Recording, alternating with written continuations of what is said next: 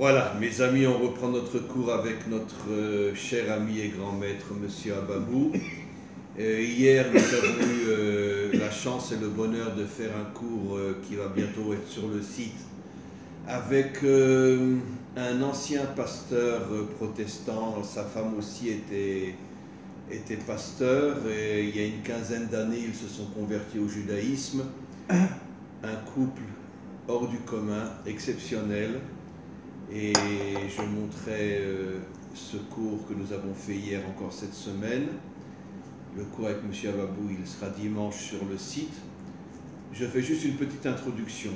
Comme je pense que vous le savez, ceux qui suivent au moins les informations, si encore les informations en Europe en parlent, vous savez que tous les jours il y a des attentats en Israël ces derniers temps. Et une chose absolument incroyable, ce sont des Arabes israéliens qui tuent des Juifs tous les jours. Hier, il y a eu 5 morts et des blessés graves. Avant-hier, il y a eu encore des morts. Et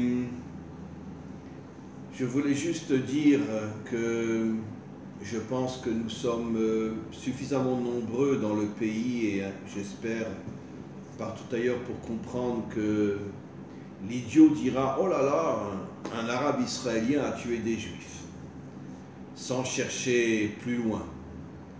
Je ne veux pas rentrer dans les détails, car si je rentre dans les détails, je vais dire des choses qui vont se retourner sur moi, contre moi, avec toutes les méchancetés et les méchants qui sont dans ce monde.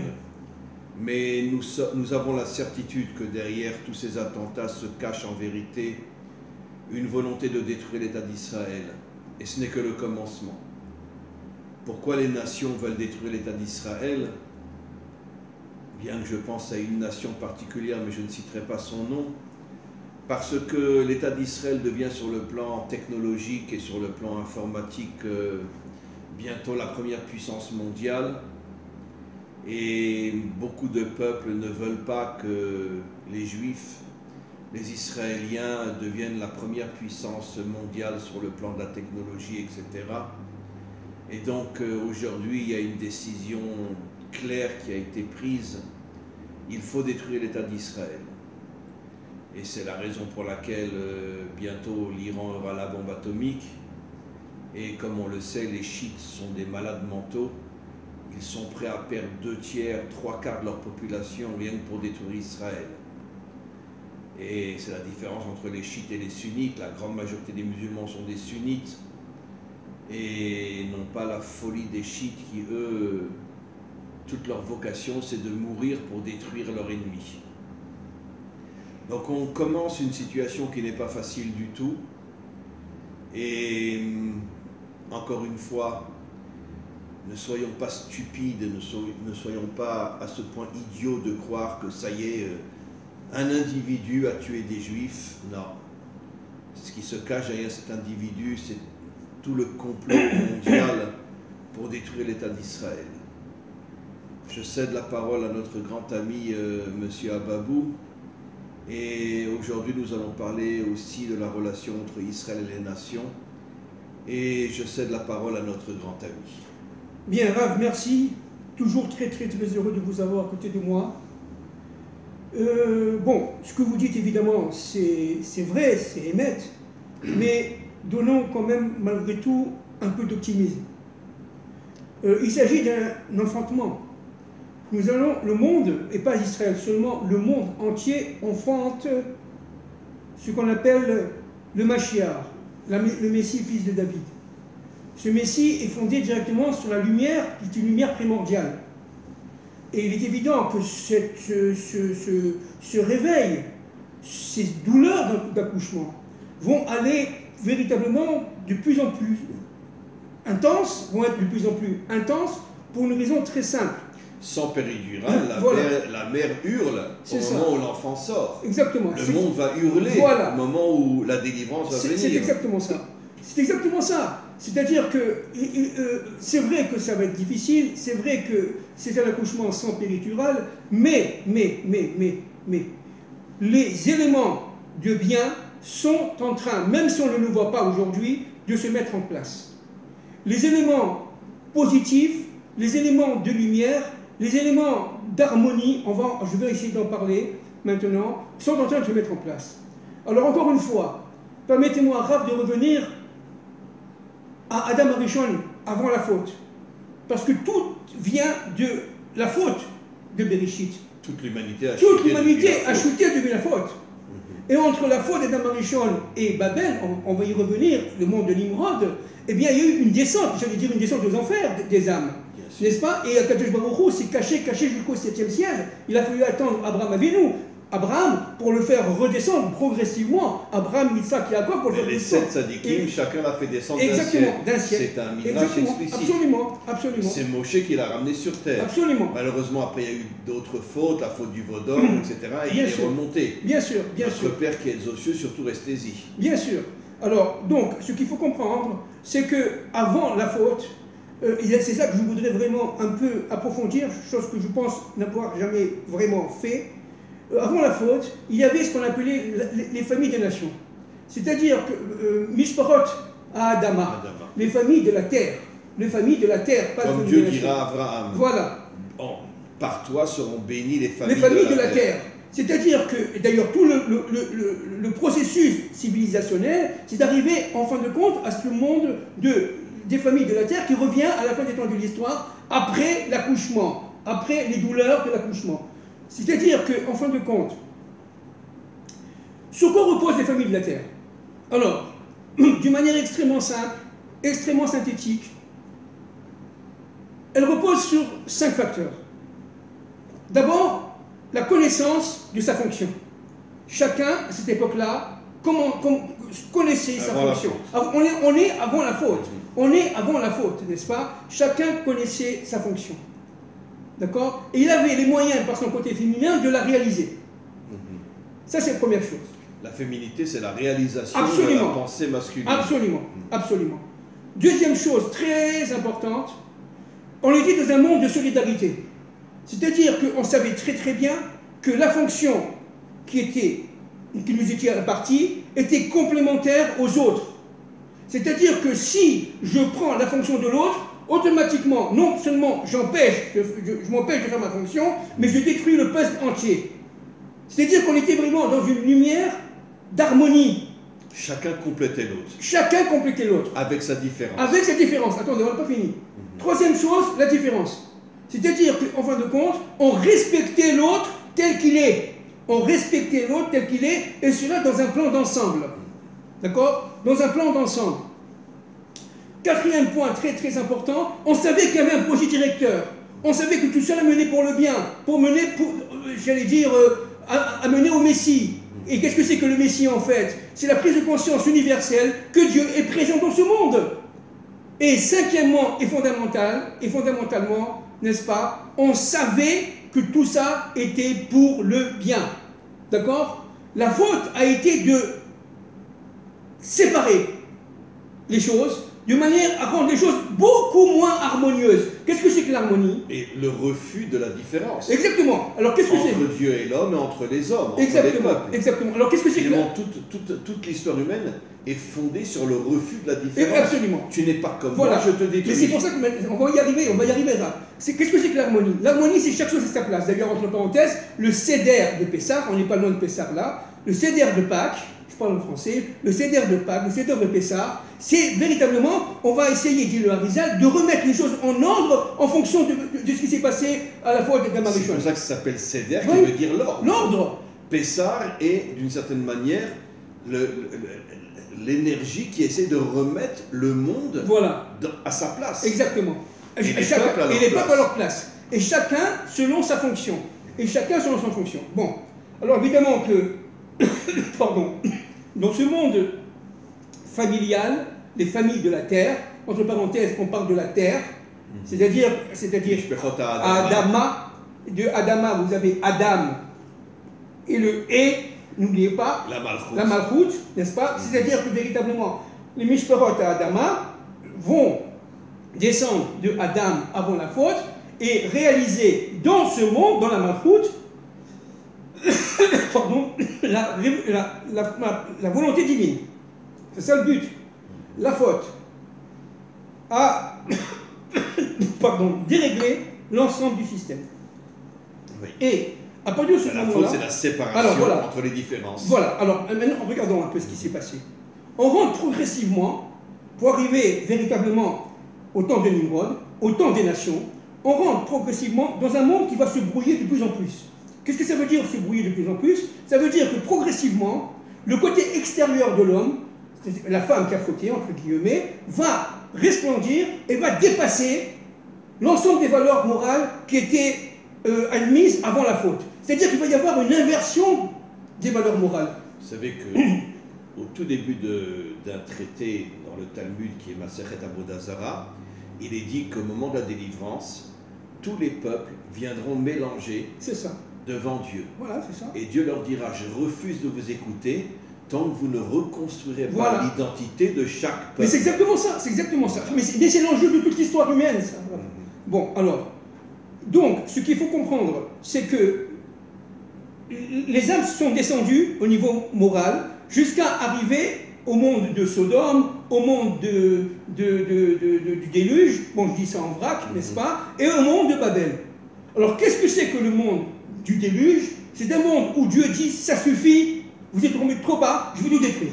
Je vais tout détruire, alors il détruit tout, sauf la famille, regardez, la famille de Noah. La famille de Noah, qui était la seule famille. Bien qu'après les enfants se sont tués les uns les autres, jusqu'à aujourd'hui. Bien sûr. Mais... Bien sûr. Alors attendez. Alors donc, si vous voulez, à partir de ce moment-là, à partir de Noah, à partir de 7, n'est-ce pas, avant 7, il y a eu la formation progressive des nations. Pour prendre véritablement toute leur ampleur avec Nimrod. C'est ce qu'on vit aujourd'hui, ce qu'on a vécu au 19e siècle, on le verra tout à l'heure, avec Nimrod. Alors qu'est-ce que c'est que cette histoire des nations? Les nations maintenant vivent dans un monde complètement inversé, où c'est l'ego, c'est l'égoïsme, c'est l'individualisme, c'est le monde de l'intérêt. Surtout au niveau des dirigeants qui écrasent les peuples. Bien sûr. Ou plutôt qu'ils les endorment de manière à ce qu'ils leur fichent la paix. Mais c'est ce qu'a fait Nimrod. Qui était un démagogue et non un dictateur. Bien sûr, on a dit. Il est arrivé à convaincre les peuples de chercher le plaisir, de chercher tout ce qui les arrange eux pour ne plus véritablement comprendre pourquoi ils sont sur Terre. C'est ça, exactement. Alors, à partir de ce moment-là, nous rentrons dans un monde de Babel. Et Bilboul, n'est-ce pas? La confusion. La confusion. Babel veut dire la confusion. Oui, alors là, j'attire un point très important. Akadosh Baruch Hu a dit, c'est soit Babel, soit Jérusalem. Il faut bien comprendre. C'est soit le monde de Babel, vous choisissez, soit le monde de Babel, le monde de la confusion, le monde de l'ego, le monde de l'égoïsme, le monde de l'intérêt, parce que les rapports entre les nations, ce sont des rapports d'intéressement, d'accord, de profit. C'est monstrueux. C'est monstrueux. C'est monstrueux. Et cela tout au long de l'histoire.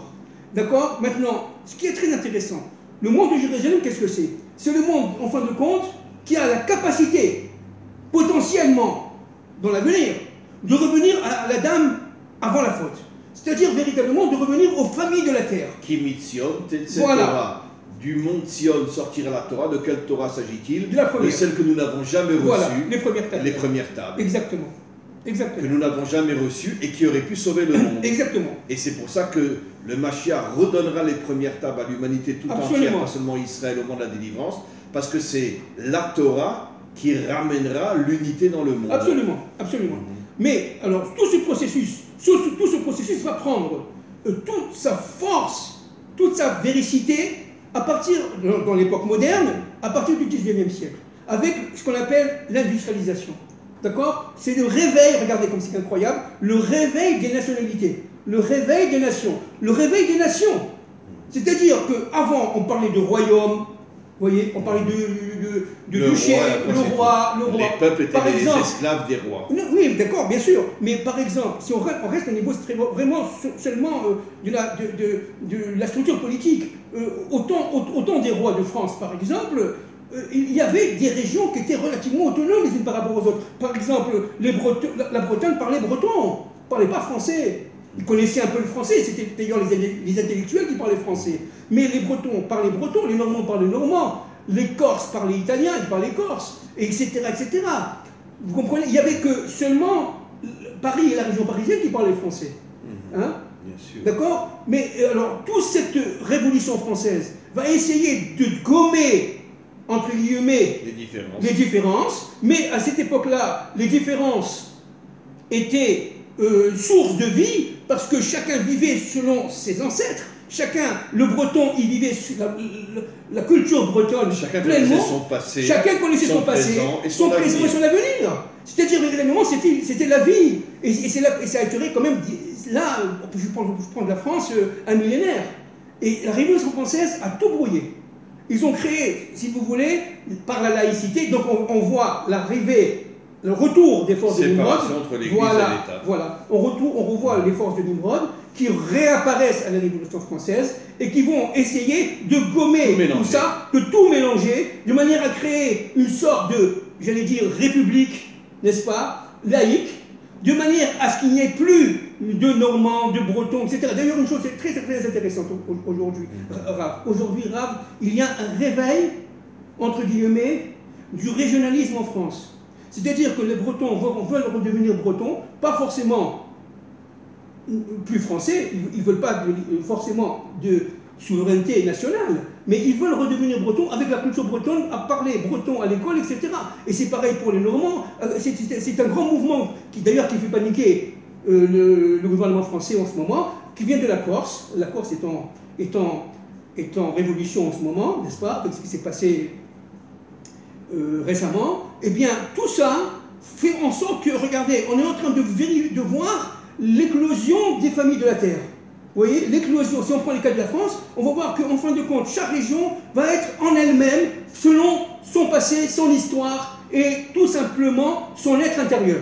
Et ça, c'est vrai pour la région du Nord, la région du Sud. Bon, on verra ça après Israël. C'est ça les familles de la Terre. C'est ça les familles de la Terre, exactement. Ça veut dire qu'elles ne sont pas forcément en guerre les unes contre les autres. C'est ça. Mais chaque famille a son identité et accepte l'autre. Exactement. Alors ce qui est très intéressant de comprendre, c'est qu'en fin de compte, la grande différence entre les nations qui, elles, se battent, pourquoi? Parce qu'elles voient leur intérêt. Elles ne connaissent plus l'autre. Elles ne sont plus solidaires à l'autre. Elles ne respectent pas l'autre dans son intégrité. Ce qu'elles veulent, c'est tout simplement dominer. C'est le culte de l'ego et c'est le culte de la puissance, de la surpuissance et de la domination qui s'étend jusqu'à aujourd'hui. Or, nous commençons à voir aujourd'hui un réveil de ces familles de la Terre. Vous comprenez? C'est-à-dire qu'on n'est pas loin, par exemple, je prends un exemple, dans l'Empire américain, on n'est pas loin, là, on est tout près de s'approcher d'une prise de conscience que les Texans ne sont pas forcément reliés directement à cet État fédéral. Ils veulent être Texans.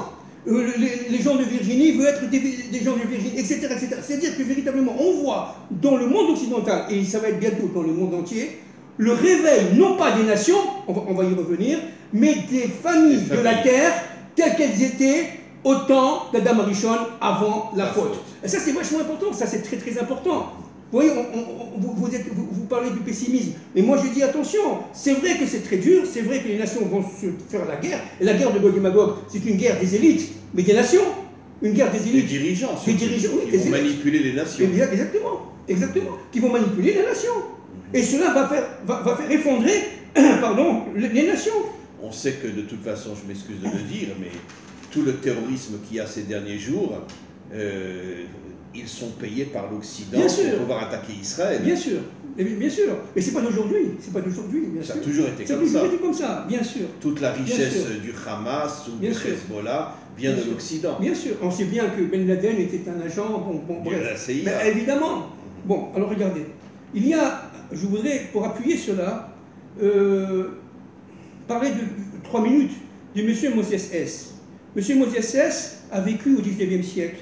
C'est, j'allais dire, le premier sioniste, 50 ans, c'est pas le premier, c'est pas vrai, mais un des premiers sionistes, 50 ans avant Herzl. Nous sommes en 1862. Ce livre-là, pour ceux que ça intéresse, le voilà, n'est-ce pas? C'est Moses Hess, Rome et Jérusalem, paru aux éditions Albin Michel.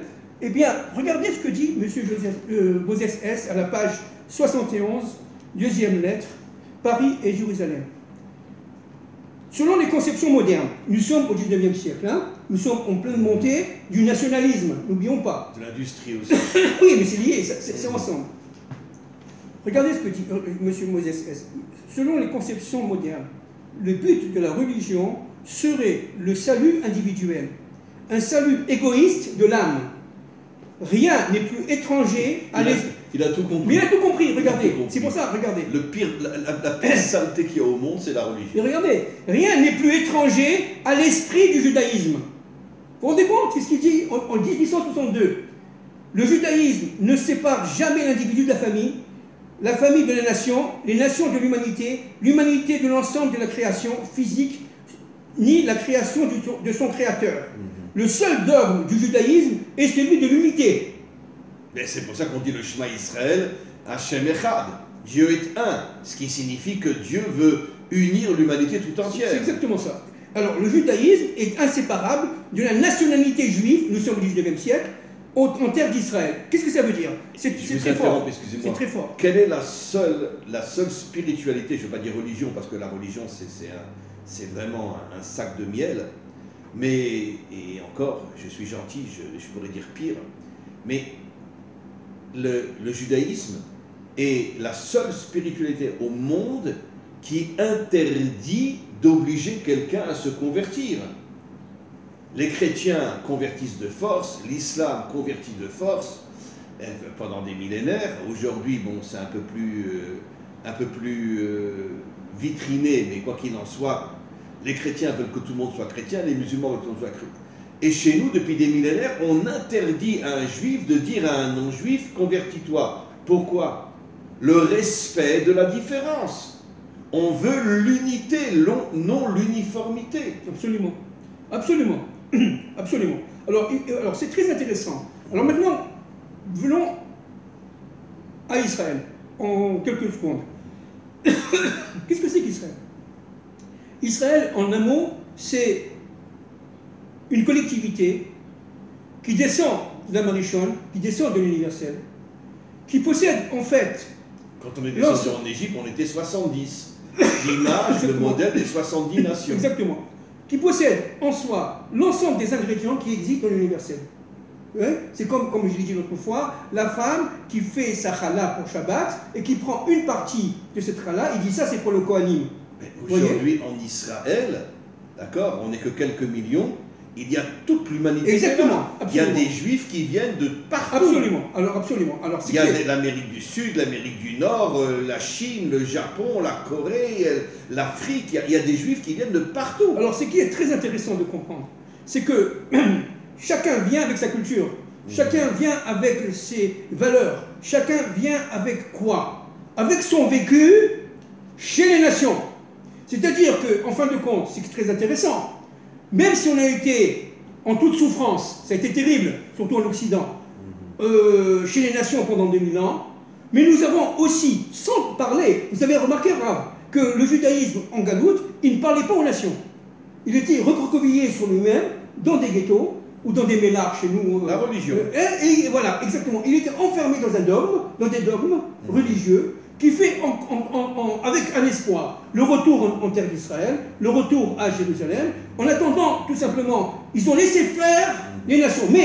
Mais, et ça c'est très intéressant, ils ont quand même vécu avec ça. C'est-à-dire qu'ils ont vécu le féodalisme, ils ont vécu le socialisme, ils ont vécu malgré tout le libéralisme, ils ont vécu toutes les civilisations des nations, du début à la fin. Israël est le seul peuple qui a traversé toute l'histoire. Exactement, il a traversé toute l'histoire, mais attention, sans jamais parler. C'est-à-dire qu'en fin de compte, le côté homme, réception, n'est-ce pas, d'Adam Arishon, c'est fermé, c'est tu. Et il y a une religion qu'on appelle le christianisme ou d'autres religions, n'est-ce pas, qui ont essayé de prendre la place. Mais Israël n'a pas réagi. Et les chrétiens s'appellent le nouvel Israël. Voilà, Vérus Israël, n'est-ce pas? Et les musulmans veulent nous prendre la terre d'Israël. Voilà. Ça veut dire que ces deux religions, finalement, veulent remplacer Israël. Exactement. Alors pourquoi? C'est l'absolu contraire d'Israël qui, lui, refuse de convertir les étrangers. Alors pourquoi? Parce qu'on les respecte. Exactement. Et on les aime tels qu'ils sont. Exactement. Alors pourquoi? Parce que, en fin de compte, Israël a la capacité de redevenir lui-même, d'accord, tel qu'il était avant la faute, à la création, pour le bien de tout le monde. Et ça, ils n'en veulent absolument pas. Pourquoi? C'est pour ça qu'ils veulent détruire Israël. Bien parce sûr. qu'ils ont compris que si Israël réussit, Voilà. Israël redevient la famille des peuples. Exactement. Et Exactement. étend cette notion-là à l'ensemble des Exactement. peuples. Exactement. Alors, Et les dictateurs, les dirigeants, les démocrates ne veulent pas ça. Exactement. Ils veulent transformer tous les peuples en esclaves et en robots. c'est exactement ça. Alors ce qui est très important de comprendre, c'est même fondamental de comprendre, n'est-ce pas? C'est que si on a été en galoute, en exil, et il y a eu quand même 4 exils, sans compter le premier qui était terrible, c'est-à-dire l'exil égyptien, oui. égyptien qui était terrible. Bon, mais pourquoi on a été en Égypte? Alors évidemment, tout ce que dit Rachamim, c'est juste, bien sûr. Mais en fait, par rapport à ce qu'on dit maintenant, par rapport à notre discours d'aujourd'hui, pourquoi ils ont été en Égypte? Ils ont été en Égypte pour vivre dans leur chair l'évolution des civilisations. De manière qu'à la fin des temps de l'histoire, en 1948, ils arrivent ici, mais férus de tout ce savoir intérieur.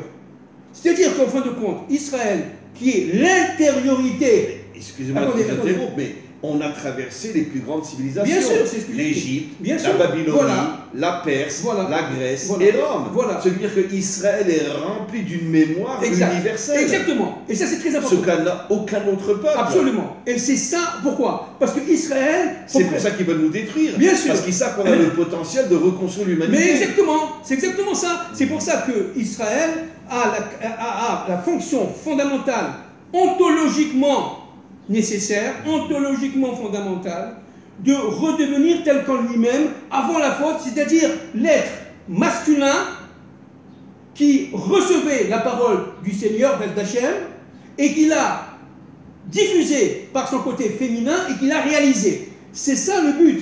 C'est-à-dire que, voilà, c'est pour ça qu'en 1948, Israël, en accéléré, en quelques années, a vécu l'ensemble des systèmes, des statuts et des, disons, principes politiques directeurs, d'accord, qu'il a vécu en galoute. Il a vécu en galoute. Ici, il y avait une constitution féodale avec les Turcs. Il y avait aussi une conception libérale, entre guillemets, avec les Anglais. Donc, quand ils ont eu l'indépendance, ils ont commencé à être socialistes, d'abord communistes, après socialistes, disons, éclairés, libéralistes, ultralibéralistes, et aujourd'hui, malheureusement, mondialistes. C'est-à-dire qu'en fin de compte, ce qu'il faut comprendre, ça c'est vachement important, c'est très important, c'est que la dynamique de l'histoire par rapport à Israël suit en accéléré, en 50 ans, 60 ans, en 73 ans aujourd'hui, en accéléré les 2000 et plus années de la galoute, de l'exil. Mais en accéléré. Pourquoi Dieu a fait ça? Pourquoi? Parce que Israël devait vivre dans sa chair l'évolution des civilisations et la réaliser en terre d'Israël, en accéléré. Attendez, excusez-moi. Pourquoi? Parce que c'est la condition absolue pour qu'il y ait le Mashiach ben David. Pourquoi? Parce que la terre d'Israël fait le lien entre l'homme et la femme, entre l'extériorité et l'intériorité. La terre d'Israël est une terre qui va révéler, d'où les douleurs d'enfantement, n'est-ce pas? Qui va révéler l'intériorité de l'être. Et ça, nos ennemis n'en veulent absolument pas. Vous savez que c'est marqué explicitement dans les commentaires sur le livre de Salomon que tous les peuples ont leur source énergétique qui est à Jérusalem. Exactement. Et le roi Salomon savait pour chaque peuple où se trouve la source énergétique. Ce qui veut dire qu'au moment de la délivrance finale, Jérusalem deviendra la capitale mondiale de l'humanité tout entière parce que tous les peuples reconnaîtront que leur source et leur identité qu'ils retrouveront naît à Jérusalem. Et quel est l'envers de Jérusalem? Vous avez compris? C'est Babel. Bien sûr. Babel, c'est le monde de la division. Ou Rome, tous les chemins mènent à Rome. En réalité, Babel et Rome, c'est la même chose. J'allais vous dire. Excusez-moi, j'ai poussé. Rome et Babel, c'est la même chose. Évidemment. N'est-ce pas? Et ce qui est très... Alors regardez, c'est très intéressant. Parce que regardez comment il s'appelle ce livre. Moses S. Rome et Jérusalem. Vous voyez? Rome et Jérusalem. Il a essayé de faire le lien entre ces deux principes. Dans l'Ecclésiaste, c'est marqué tous les chemins mènent à Jérusalem. Et les Romains ont repris cette phrase et ont dit tous les chemins mènent à Rome pour remplacer Jérusalem. Exactement. Alors, ce qui est encore une fois très intéressant de comprendre aujourd'hui, c'est que non seulement l'histoire a un sens, mais en plus, on ne peut comprendre ce sens que si on remet Israël dans sa dynamique de couple avec les nations. Mais vous les nations étant... Vous êtes d'accord avec moi qu'aujourd'hui, en tout cas au niveau de l'extériorité, Israël est dans un état de chute phénoménal. Mais évidemment, pourquoi? Vous savez pourquoi? Parce que c'est une nation. Parce que ça suit les nations. Elle reprend tout le mal. Exactement, voilà, vous avez compris. Qui fait tomber Israël. Exactement, exactement. C'est-à-dire que c'est un passage obligé. Israël, c'est comme... Tomber pour mieux remonter. Excusez-moi. Je sais que les Rachamim ne sont pas d'accord avec ce que je vais dire. Mais pourquoi Aaron Cohen a fait le Vaudor? Enfin, il a participé à le Vaudor. Il a accepté de participer. C'est pas par peur, c'est pas ça du tout. Pourquoi? Parce qu'il savait très très bien que l'humanité allait vivre 3000 ans à l'époque, 4000 ans de Vaudor, et qu'il a fallu absolument que lui-même, Aaron Cohen, touche l'impureté pour rendre les choses pures. Parce que c'était un Cohen. Vous comprenez? Il a fallu qu'il aille jusqu'en bas. On ne peut transformer le mal qu'en descendant dans le mal. Voilà, vous avez compris. Quelqu'un qui reste en haut ne pourra jamais transformer le monde. Exactement. Il faut descendre dans le mal pour le transformer. C'est pour ça que nos maîtres nous disent que le monde a été créé pour la teshuva. C'est ça. C'est quoi la teshuva? Tu tombes et tu transformes le mal en bien. C'est exactement ça. C'est pour ça qu'Israël est en train de tomber aujourd'hui pour toucher le mal et le retransformer au moment de la délivrance en bien. On touche le fond, comme Aaron a touché le fond avec la force du Vaudor, pour pouvoir faire tout simplement Naforou, les forces de Esther. C'est ça le Purim de l'universel, c'est le Purim de l'histoire. Tout se transforme. C'est-à-dire, c'est un passage absolument obligé ce qu'on vit aujourd'hui. Et pour cela, regardez, c'est très intéressant. Israël est une nation. Israël est une nation. C'est pour ça que les ennemis d'Israël ont toujours cherché d'empêcher qu'Israël soit une nation. Parce qu'en étant une nation, elle va tomber avec les nations, elle va être au niveau des nations, et après ce moment-là, elle remontera. Et en remontant, elle va dévoiler chez les nations les familles de la terre. Comme disent nos maîtres, Yerida, Letzorer, Aliyah. Tu tombes pour mieux remonter. C'est exactement ça. Et donc, le but, c'est pas que le monde soit, entre guillemets, 70 nations. Aujourd'hui, le but, c'est qu'elle revienne aux familles de la terre. Mais pour revenir aux familles de la terre, il faut qu'il y ait, j'allais dire, un peuple korban, n'est-ce pas, qui descend, vive chez les nations pendant des milliers d'années, descend, une fois qu'il est arrivé sur sa terre, continue à descendre au niveau des nations, reçoit les impuretés des nations, et comme la vache rousse, inverse l'ordre des choses. Et c'est ça qu'on va vivre. Mais c'est pour ça que les terroristes et tous nos ennemis sont comme des fous. Pourquoi? Et ça va aller de plus en plus grave. Pourquoi? Parce que tout simplement, on est en train de toucher le but. Et le fait qu'on ait un gouvernement, entre guillemets, excusez-moi, derrière bras, etc., mais j'allais dire, bravo, c'est un bon signe, c'est le signe de la fin. On est arrivé tellement bas qu'on peut remonter, qu'il faut remonter maintenant.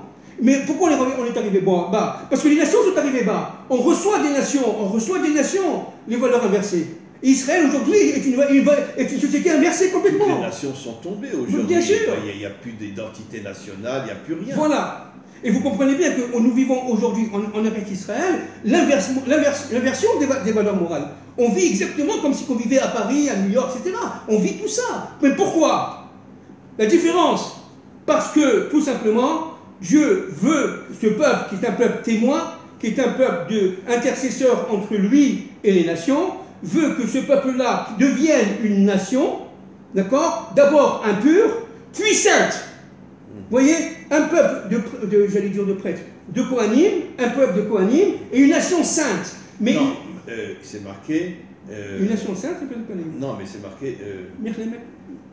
Mamlechet Kohanim, Malchut et Kohen, l'union entre le monde d'en bas et le monde d'en haut. Bien sûr. Mamlechet Kohanim, Malchut c'est allusion au monde d'en bas, Kohanim au monde d'en haut, l'union entre le monde d'en haut et le monde d'en bas qui sera propagée dans l'humanité tout entière. Exactement, mais c'est exactement ça le but d'Israël. Donc si vous voulez, ce couple Israël-nation, les nations, on le sait, on l'a déjà dit de nombreuses fois, forment... Pas les dirigeants. Non, on parle des peuples. Forme, si vous voulez, la féminité, c'est-à-dire la femme d'Israël. Israël formant la masculinité, c'est-à-dire le Zera Kodesh, c'est-à-dire véritablement de recevoir la parole de Dieu et la transmettre. La femme est la couronne de l'homme. Mais bien sûr. Ce qui veut dire que, comme je l'ai dit récemment dans un cours cette semaine, je sais que je vais me faire lapider, mais un jour viendra où les nations seront la couronne d'Israël. Mais bien sûr, absolument.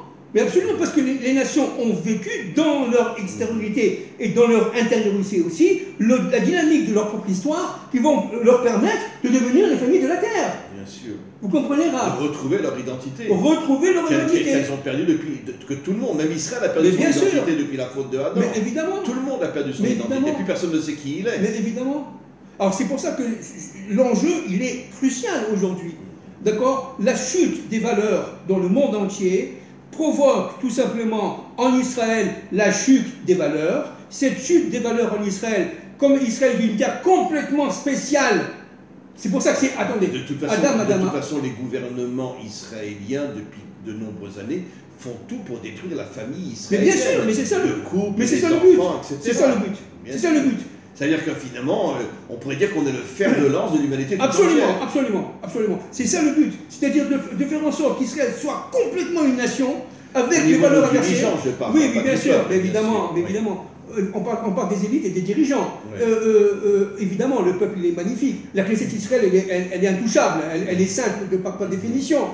Mais malheureusement, ce sont tous ces gens qui sont déguisés. Mais les dirigeants arrivent à nous manipuler. Voilà, et à faire tomber énormément d'Israéliens. Exactement, exactement. Mais il n'empêche que, fondamentalement parlant, la dynamique de l'histoire fait que le couple Israël-Nation se reconstituera à la fin des temps. Dans les nations, n'est-ce pas, va apparaître les familles de la terre. Les nations vont, telles qu'elles sont aujourd'hui, disparaître. Et ça va faire très peur. D'accord? Quand la France va se disloquer en régions, ça va faire très peur parce qu'on ne comprendra plus rien. Lorsque les États-Unis vont se disloquer en État indépendant. Pendant 400 ans, jusqu'à pratiquement l'époque du roi David, les 12 tribus étaient en vérité 12 peuples très différents les uns des autres, au point que la Bible ose nous dire que quand un ennemi attaquait une tribu, les autres tribus ne bougeaient pas. Ne bougeaient pas, absolument. Ça veut dire, bon, ça c'est le côté négatif. Absolument. Mais ça veut dire c'était 12 peuples en vérité. C'est ça. C'est ça, exactement. Exactement. Ils étaient 12 peuples. Pourquoi? Parce qu'en fin de compte, ils annonçaient l'obscurité du monde. Ils annonçaient les galoutes, ils annonçaient les exils du monde. Tu comprenais? Avant, parce que, encore une fois, le serpent, le mal, connaît l'évolution avant le bien. Il sait ce qui va se passer avant que les forces du bien ne réagissent. Donc, qu'est-ce qui s'est passé à cette époque-là? Les forces du mal ont compris, elles ont disloqué pour empêcher, comprenez? Donc c'est la galoute, parce que la galoute a commencé à ce moment-là, elle n'a pas commencé en Égypte, elle a commencé en ce moment-là, avec la faute d'Adam Arishon. Ça a été la séparation entre l'homme et la femme, pendant 130 ans. C'est-à-dire la séparation de la famille. En réalité, la faute d'Adam Arishon, c'est la brisure de la famille. C'est ça. Si Israël... Le mélange total dans l'humanité. Absolument, absolument. Si Israël a fauté à plusieurs fois, c'est parce que tout simplement le serpent qui est en lui a fait tout pour qu'il ne soit pas lui-même. Tout ce qui n'est pas lui-même. Ça a été un grand mélange. Alors, les forces de Nimrod qui sont apparues avec l'industrialisation, au XIXe siècle, aujourd'hui ont atteint un point de non-retour. Elles ont atteint un point où véritablement elles sont partout et elles sont au pouvoir et elles sont dominantes et dominatrices partout. Alors, c'est là que Dieu intervient, par exemple avec l'Ukraine, mais l'Ukraine n'est pas seulement le seul élément, bien entendu il y aura d'autres éléments, on l'a vu la semaine dernière, mais avec un conflit comme le conflit de l'Ukraine, va sortir ce qu'on appelle l'infection du monde, n'est-ce pas? Et Dieu va inverser les valeurs. C'est le sod, c'est le secret de la vache rousse, Rav. C'est pour ça que la vache rousse, la 10e, on n'a pas encore reçue. On attend la vache rousse. On en a reçu 9. On en a reçu 9. La 10e correspond à la Malchut. Le dévoilement de Dieu dans ce monde. Le dévoilement du roi du monde. Le dévoilement du Mashiach. C'est le Mashiach qui va faire dévoiler la 10e vache. Mais qu'est-ce que ça veut dire d'avoir, entre parenthèses, les rousse? C'est-à-dire, c'est Esav. C'est Édom. Vous comprenez? La transformation d'Édom en bien. Exactement. Il purifie de la mort. Exactement. Et n'oublions pas que David était un Gilgoul du bon côté de Esav. Exactement. Exactement. C'est exactement ça. Au point que quand Shmuel l'a vu, il a dit quoi? Tu veux nommer Esav sur ton peuple? C'est exactement ça. C'est ça qui est complètement fou. Alors évidemment, sachant cela, le mal fait tout pour détruire Israël. C'est pour ça que les attentats de ces derniers jours sont des attentats qui malheureusement étaient prévisibles. Et c'est pas fini. Et c'est pas fini. Jusqu'à quand? Ce n'est que le commencement. Ce n'est que le commencement. Mais jusqu'à quand? Jusqu'à ce qu'il y a Naforou. C'est-à-dire Dieu intervient et inverse l'ordre des choses. Mais pour qu'il y ait une inversion, il faut qu'il y ait le soulèvement des peuples. Ce soulèvement des peuples va se faire. Et cela va entraîner la fin des nationalités, la fin des nations telles qu'on le connaît aujourd'hui, et la résurgence des familles de la terre. Pourtant, on appelle ça les nations, mais c'est tout simplement des sacs mélangés. Voilà, voilà. Il n'y a aucune nation aujourd'hui. Bien sûr, les frontières ont été faites. Regardez ce que les dirigeants américains font tout, ils font venir des centaines de milliers d'émigrés dans le pays pour casser l'identité américaine. Absolument, absolument. Et l'Afrique, les nations créées en Afrique ont été des nations créées tout à fait artificiellement. Les frontières ont été, ils ont pris un même peuple, ils l'ont divisé en deux. Toi tu vas être là, toi tu vas être là. Ils ont la même origine. Pour casser les nations. Non, pour casser les familles de la terre. Les familles de la terre. Et créer de fausses nations. Absolument. Vous comprenez? C'est-à-dire tout ça, c'est pour le monde au niveau, c'est de brouiller les cartes. Tout le travail, c'est de brouiller les cartes. Et de faire en sorte... On sait très bien que c'est les Occidentaux qui étaient derrière la guerre entre les Tutsites et les Hutus. Bien sûr. C'est pratiquement les mêmes personnes. Comment ils peuvent se massacrer les uns les autres? On sait très bien qui était derrière. Bien sûr. Les Européens étaient derrière ça. Bien sûr. Parce qu'ils veulent casser le monde. Mais parce qu'ils veulent tout simplement régner. Ils veulent dominer le monde à la place de Dieu. Vous comprenez? Mais c'est ça le monde de l'Ibrande. Alors Bekitsour, pour finir. 1. Nous allons vers des épreuves d'accouchement. Il ne faut pas avoir peur de le dire. Il faut en être conscient. Le monde entier. Le monde entier, je ne parle pas de nous. Bien qu'Israël sera toujours le fer de lance qui sera le plus attaqué au monde. Mais bien sûr. Parce que les dirigeants savent que tant qu'Israël est dans le monde, la délivrance est possible. Bien sûr, ça c'est la première chose. Deuxième chose fondamentale, il faut qu'on soit unis. Ça veut dire qu'il faut que nous, on reconstitue en nous-mêmes les familles individuelles. Chacun avec sa femme, ses enfants, ses petits-enfants, ses grands-parents, etc. On est très loin de ça. On est très loin, mais c'est ça le problème, et c'est ça qu'il faut faire, Rav. Et progressivement, les familles de la terre. C'est-à-dire que les familles de la terre ne peuvent survenir que lorsque les valeurs morales ont été inversées. Ça veut dire qu'on retrouve enfin les valeurs morales comme la solidarité, comme on a dit tout à l'heure au début du cours. Et l'unité. L'unité. C'est la plus haute de toutes les valeurs. Le respect de la différence. Voilà, le respect de la différence. La solidarité, l'amour du prochain. N'oublions pas, l'amour c'est très très important, n'est-ce pas? L'amour du prochain, c'est-à-dire quoi l'amour? Ça veut dire la connaissance de l'autre par rapport à soi-même, hein? C'est ça que ça veut dire l'amour. Hein? C'est-à-dire qu'on peut connaître, on peut aimer l'autre que si vraiment nous on a fait notre propre union des contraires. Vous savez, je l'ai déjà dit et je le répète, bon, vous le savez très bien, il y a un réveil chez les nations aujourd'hui inimaginable, mais j'ai le courage de dire que j'ai aujourd'hui des dizaines d'élèves non juifs qui connaissent la Torah et qui l'expliquent mieux que la plupart des rabbinim ici en Israël. Mais ça ne m'étonne pas. Et même des femmes. Ça ne m'étonne pas. Et j'ai à Madagascar une femme qui s'appelle Clémence, qui est d'origine africaine, qui a des connaissances de la Torah. Ça ne m'étonne pas. Que je n'ai jamais entendues ici chez des rabbinim. Mais pourquoi? Parce que la lumière de la Torah est en eux. C'est tout. La lumière. Qu'est-ce que c'est que ces gens-là? Eh bien, ce sont tout simplement une partie des Tamarishon avant la faute. Ce sont des vrais Bnei Adam. Ce sont des vrais Bnei Adam. Et donc, au départ, Dieu voulait donner la Torah aux 70 peuples qui sont des descendants de Adam. Exactement. Et ils commencent à la retrouver, cette Torah. Exactement. Vous savez qu'il y a des milliers de non-juifs dans le monde qui mangent kasher. Vous savez qu'il y a des milliers de non-juifs qui, pendant Pessah, ne mangeront pas de pain et ne mangeront que de la matzah. Je le sais au niveau de mes élèves. Ça ne me surprend pas. Ils ne mangeront pas de pain. Et ils ne veulent pas devenir juifs. Ils veulent rester Bnei Adam. Mais ils veulent une connexion avec la Torah. Exactement. Alors Raph, qu'est-ce que c'est que la matzah? Vous avez compris ce que c'est que la matzah? C'est l'humilité. C'est l'humilité. C'est la fin de l'ego. C'est l'orgueil. Voilà, c'est l'ego, ça gonfle. C'est tout. Et pourquoi on retire toute levure à Pessah? Parce que tout simplement, tu dois devenir humble devant ton Dieu, humble devant l'ordre des choses, humble devant la création, te taire et avancer. Et attention, dans la réalisation. Parce que si on ne réalise rien, on n'a rien fait. On n'a rien fait. Le but, c'est humblement d'avancer avec son Dieu. C'est pour ça qu'on est sorti avec la matzah d'Égypte. Pour montrer que seule l'humilité te fait avancer. Absolument. L'orgueil te bloque et te tue. Absolument. Absolument, c'est ça. C'est absolument juste.